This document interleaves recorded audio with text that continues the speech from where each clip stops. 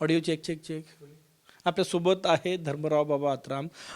Symbol आणि पक्ष तुमच्याकडे आल्यानंतर पवार गटाचे काही मोठे नेते तुमच्या संपर्कात आहे असं कळते, काय सांगणार?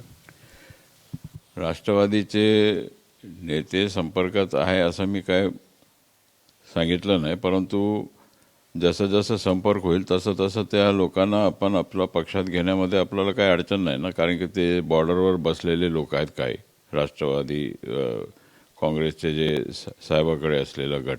अमोल कोल्हेची चर्चा होती.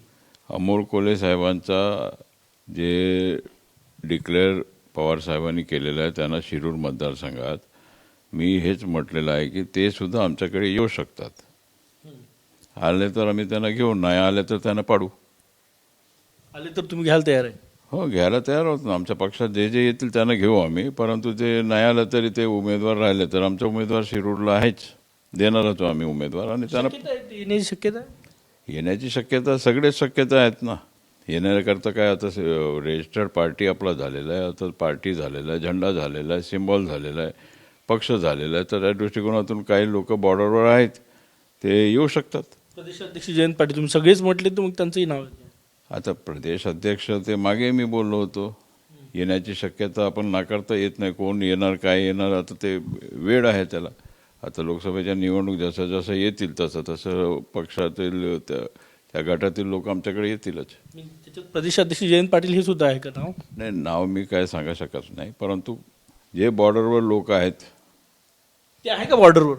नाही, जे जे असतील राष्ट्रवादीचे जे बॉर्डरवर असलेले लोक आहेत ते वरिष्ठाशी संपर्कामध्ये असतील तर ते येणारच आपल्याकडे. मी सांगितलं होतं की 41 आमच्याकडे आहेत, ते 45 होऊ शकतात आमचे. हे 2-3 महत्त्वाचे नावं उरलेले आहे. प्रदेशाध्यक्ष जयंत पाटीलचं नाव तुम्ही मागच्या वेळेस म्हटलं होतं, ते आता संपर्कात आहेत का? नाही, आता सध्या माझ्या संपर्कात नाही. माझ्या वरिष्ठांच्या वरिष्ठांच्या संपर्कामध्ये असतील, ते आले तर त्यांचं स्वागतच आहे. जे जे आमच्याकडे येतील ते स्वागत आहे. त्याच्याकरताच मी हे सांगितलं होतं की साहेबांनी आता आराम केला पाहिजे, मार्गदर्शन केलं पाहिजे. सगळ्यांनी एकत्रित आणून महाराष्ट्राच्या विकासाकरता त्यांनी सगळ्यांना तशा प्रकारचे आदेश देऊन सगळे कामाला लागू आपण. थँक्यू.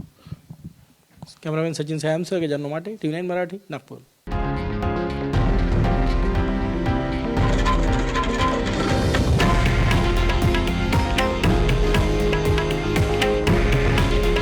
हे आहे देशातील नंबर 1 न्यूज नेटवर्क आणि आपण पाहत आहात TV9 मराठी. काळजी तुमची, हित महाराष्ट्राचं.